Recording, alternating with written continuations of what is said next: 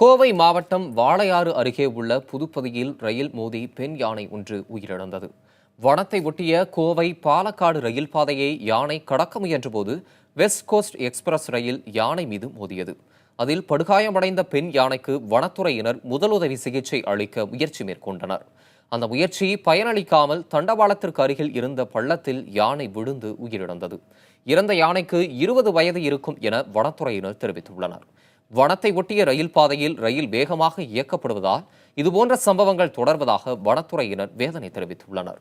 மேலும் விபத்துக்கு காரணமான ரயில் ஓட்டுநர் மீது வழக்கு பதிவு செய்ய நடவடிக்கை எடுக்கப்பட்டுள்ளதாகவும் வனத்துறையினர் தெரிவித்துள்ளனர். இதற்கிடையே பொன்னூத்து மலைப்பகுதியில் நாட்டு வெடிகுண்டில் சிக்கி தாடையில் காயமடைந்த யானை தாயுடன் ஆணைக்கட்டியில் சுற்றி வருகிறது. அந்த யானைக்கு சிகிச்சை அளிக்க வனத்துறையினர் முயற்சி மேற்கொண்டுள்ளனர்.